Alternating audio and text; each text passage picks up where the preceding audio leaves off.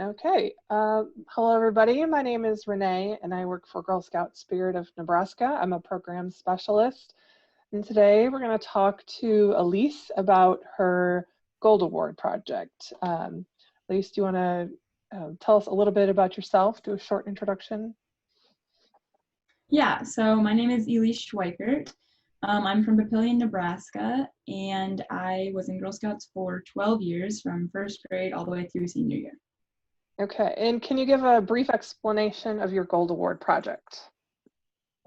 Yeah, so my Gold Award project was called Enough to Stop Traffic, and my goal of my project was to spread awareness and help survivors of human trafficking. And so I did this through partnering with my high school, Mercy High School in Omaha, and also some organizations in Omaha that help survivors of human trafficking. And these organizations were Magdalene Omaha and Rejuvenating Women. And so again, like I said, I just kind of spread awareness mainly at my high school, and then I helped the survivors that were living at the organizations. Okay, so why did you choose this particular topic for your Gold Award? Well, at the beginning, I was kind of stuck. I wasn't really sure what I wanted to do, and I was really busy senior year. I was a student athlete doing 3 different sports, and so I didn't have a lot of time. And so I thought, well, if I can't come up with a project, then I just won't do my Gold Award. And so I was kind of indifferent at the beginning. And then my mom works at Methodist Hospital in Omaha, and she actually heard some guest speakers come in and give a bunch of information about human trafficking. And she came home and told me, and I didn't realize how big of a problem this was in Omaha. Like, you would think human trafficking would be a big deal in like LA or New York, you know. And when I heard the statistics about this, I was like, this is a huge problem and I want to try to make a difference. And so I kind of just took all the information that she gave me, and I just tried to see what I could do. You know, I mean, it's a huge problem, but I wanted to just try to make a difference however I could. And then the other reason that I chose this topic is I watched the movie Priceless, which is it's based on a true story. It's about these 2 girls that were sold into human trafficking to pay off family debts. And it's just a really sad story. And then this man finds them, and he like derails his whole life to try to save them and end human trafficking in his town. And the movie is so inspirational, and I watched it and I was like, well, if he can make a difference, maybe I can. And so that kind of became a big part of my project too, and I ended up actually showing that movie to my senior class at my high school, to again as part of my spreading awareness part of my project. So I'm wondering if you have some statistics or information about human trafficking in Omaha and Nebraska, just to, keep raising awareness. I've heard a little bit about it, and I'm sure some people have as well, but do you have any information that you could share with us about that? yeah, I got a lot of information from my mom that they gave out all these packets and stuff. And one of the big, like, mind-blowing statistics that I heard was that Omaha, Nebraska is actually the 4th largest hub of human trafficking in the country, which again is just, I mean, you wouldn't even think that it'd be that big of a deal. And let's see, I mean, I have all these different packets of information here with me, but I think there was something, it was like 900 women a month are sold into either sex trafficking or labor trafficking in Omaha. Um, so yeah, I mean, again, these are just huge numbers that you would just not at all think that would be coming from Omaha, Nebraska. So yeah, and again, there's all this different information you can look up. Like, a lot of this information I got from the Women's Fund of Omaha. And so if you just Google that, you can find all kinds of information on human trafficking. Yeah, sure. Find some trusted organizations. Mm, Okay, well, this is some heavy stuff, but really important. So that's yeah. great. What people supported you through this process? Um, well, I mean, I wouldn't say there's anyone that didn't support me. I definitely received a Right. lot of support. Um, let's see, my troop leader was very supportive. Over the years, my troop has kind of been dwindling, and I was actually the only one that got my gold award. And so she was very supportive. She was like, we need to have someone do it, you know, just kind of say something for our troop. And so yeah, she was very supportive. Also, the administrators at my high school who were helping me kind of work through my project and put everything into place at my high school, they were awesome, and they kind of helped me.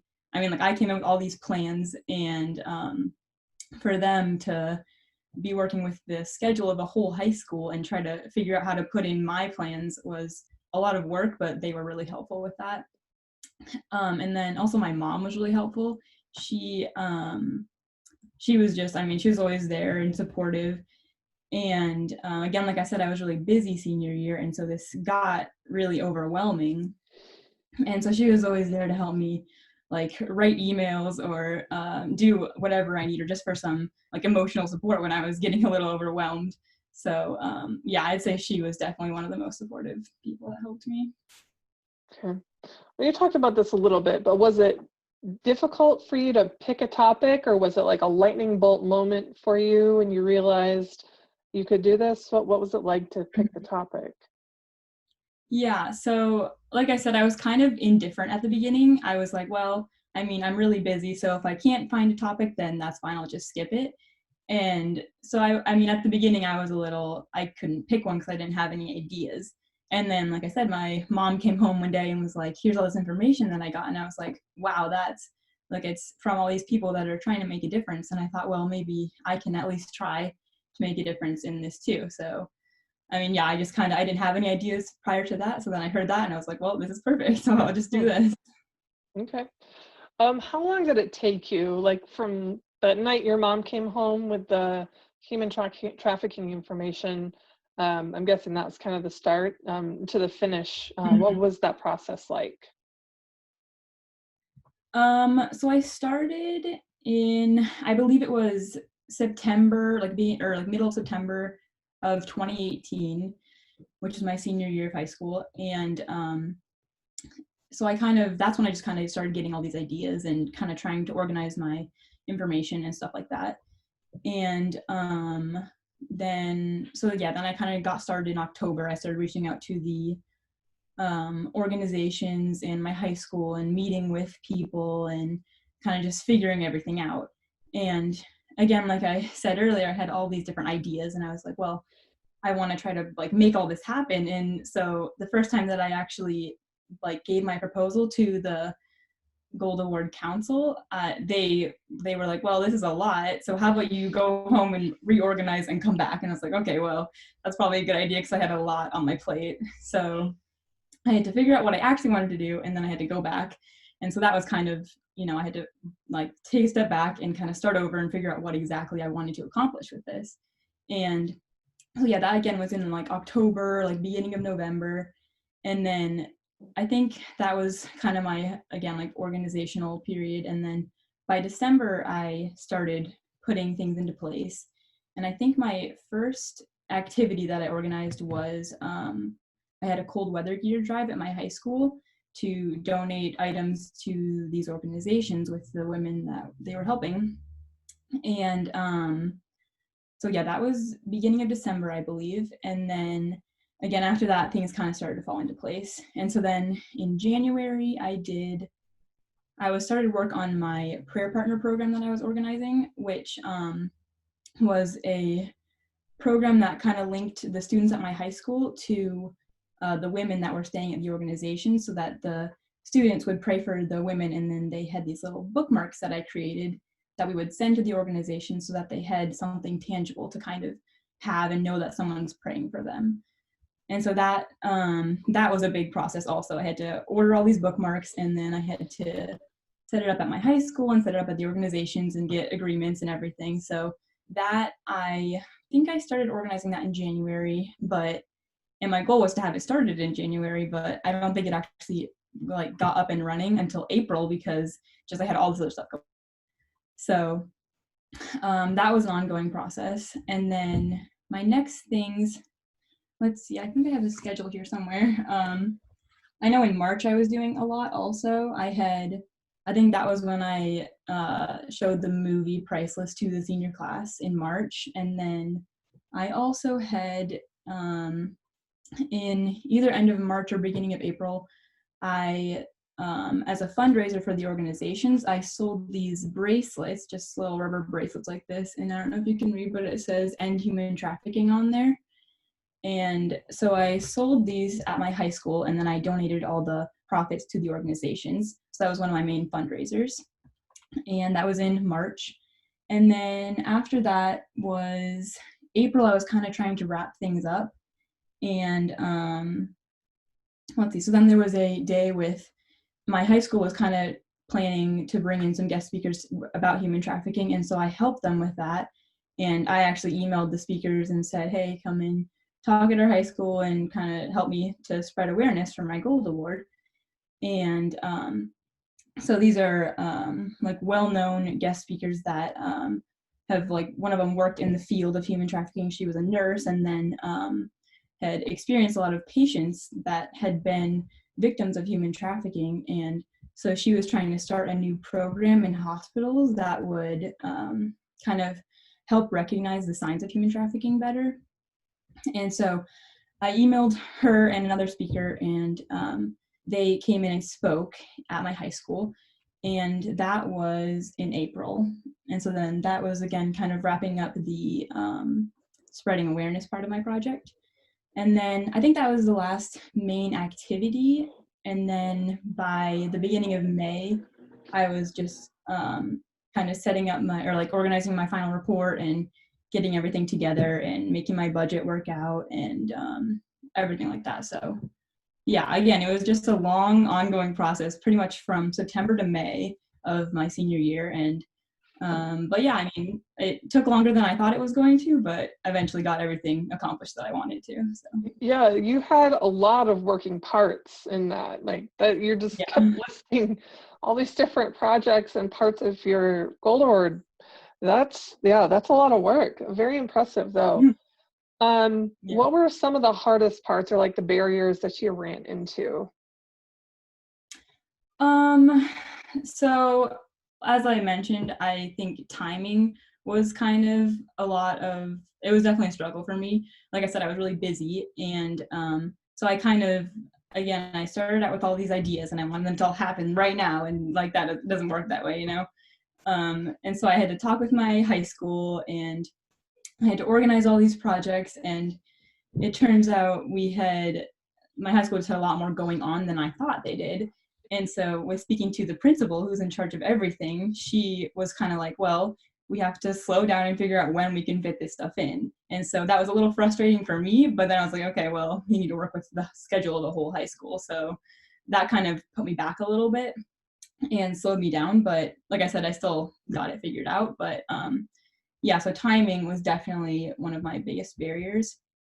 And again, just kind of organizing, you know, I mean, for me, just having the ideas, it was easy to say it on paper, but then I had to meet with all these people, like the organizations, and figure out what schedules work for them and then coordinate that with my high school. So um, yeah, I would say definitely timing was the biggest one. And then also I had some problems with my budget at the end. I was just, because I got donations from organizations, and then I was trying to figure out donations that I got from the students and put it all together, and it didn't equal zero at the end. So I was like, something's wrong here. But anyway, that one I eventually figured out with my donations and organized it all. So yeah, I think those are the big two, the timing and then the budget. Yeah. So how is this project sustainable? So the first part is the prayer partner program. And that is, again, with the students praying for the women at the organizations. And so that is still going on at my high school today. And like I said, the way that it's sustainable is I printed out these little bookmarks that they had a little prayer on one side, and then on the other side was like lines for a student to write their own prayer. And so that I printed out like 500 of these bookmarks and gave them to my campus minister, who is continuing this project now. And so I think we figured out that it should be bi-weekly, so that she hands out the bookmarks and the students have 2 weeks to figure out what they want to write, and then they turn them back into her, and then she mails them to the organizations. So that's going on every 2 weeks. And So yeah, that's through the campus ministry at my high school. And then the second part is I kind of implemented this new curriculum into senior year theology classes. And it was just all this information, again, that I got from my mom about human trafficking, all these different statistics and stuff. And so I was like, well, what can I do with this? Like, there's so much information out there, and most people don't even know it. Like, I didn't even know this information when I started my project. And so I figured this would be the easiest way to like make this to get the spreading awareness to happen. And because if it's in class and there's actual assignments that are associated with it, the students have no choice but to do it. And so I gave a lot of these materials that I got from my mom to the theology teacher that was going to put this curriculum into place. And I helped her come up with a few like simple assignments or just kind of like readings and stuff like that to just so that the students can learn this information. And so it was just a simple, like, I think 2 or 3 day long part of the course that she said that she had plenty of room to add into the spring semester. And so I helped her figure out how to implement that and gave her all this information. I said, you can just go from here and figure out how you want to work it. So that's another part that's sustainable. And then, let's see, I guess those are the 2 main ones. Again, just a lot of my donations I gave to the organizations, which it was a one-time donation, but my goal was to kind of help support them over time. So, yeah. Yeah, that's some real sustainability when a teacher adds that to their curriculum on a Mm-hmm. long-term basis. That's exciting. Yeah. So what are some skills that you picked up from this? Soft skills, hard skills, what kind of skills did you gain? Yeah. I would say that there were countless skills that I gained. I mean, this was a really great like growing experience for me and an awesome opportunity. So I guess the main ones were like communication, marketing, where I had to figure out how to get donations from these different organizations. Um, Also like business communication and more like professional, like on the professional side of communication that I hadn't really experienced before. Um, Also budgeting. I hadn't really experienced a lot of budgeting before, and this was some hardcore budgeting with a lot of like big money numbers that I again hadn't really experienced. Um, Also public speaking, I would say, is a big one because I hadn't really done a lot of public speaking and I didn't like public speaking before doing this project. And but throughout the course of the project, I had to do a lot of public speaking. I had to first of all give my proposal to the Gold Award Council, and then I had to explain my project in my classes and at my school. And then I also, at one of the nights that the guest speakers came, I had to introduce the guest speaker in front of this huge group audience. And so over the course of my project, I just, got more used to public speaking, which was awesome. Like I said, a great growing experience for me. And overall, I would say that this whole project just made me a lot more confident in myself, especially just seeing like how much I could do, especially with the limited amount of time that I had. And definitely with working with the organizations, it was very rewarding to see how thankful and just they were awesome to work with. And they were so grateful and thankful that I could give them all these different like donations of the cold weather gear and donations of money. And then I made these birthday bags also for the women on their birthdays with little like presents inside. And just to like see their faces and see how grateful they were. That was really, I'd say, one of the most rewarding parts of my project. So, yeah. Oh, that sounds great. Um, Mm-hmm. so what would you say to a Girl Scout that was thinking of working toward her Gold Award but wasn't quite sure about it? Yeah, I would say, first of all, definitely do it. I think, like I said, this was a great experience for me. And again, as I mentioned, I was kind of indifferent at the beginning. I was like, well, I mean, if I don't do it, that's okay. I'm pretty busy right now. And I'm so glad that I did because it helped me so much. I got to make all these different connections with people and I got to make a difference in this huge problem. And otherwise, I mean, it's just, it was just so rewarding for my project. And I think also my sister is a year younger than me, and she just graduated high school, and she is also has been in Girl Scouts the same amount of time that I have, and she was also really busy her senior year, and so she chose not to do her Gold Award, and so I think she regrets that a little bit, and especially having seen how much I did. I think first of all it kind of scared her because it was a lot of work, but second of all she was like, well, I don't have time for that, and so just seeing her kind of regret that, and that I felt bad that she couldn't experience what I could. And so again, I would say if you're thinking about doing your Gold Award, it's an awesome experience, and I mean, I would definitely do it. And maybe start, earlier if you Right. can, Yeah. maybe. Yes. But yeah, it sounds like you, and I think that a lot of girls have that same issue as you, like you're so busy, you don't think you have the time, but then in the end, the value that it gives both to you as those skills and experiences and the benefit to the community, it's worth it on every level. Yeah. So. Hmm.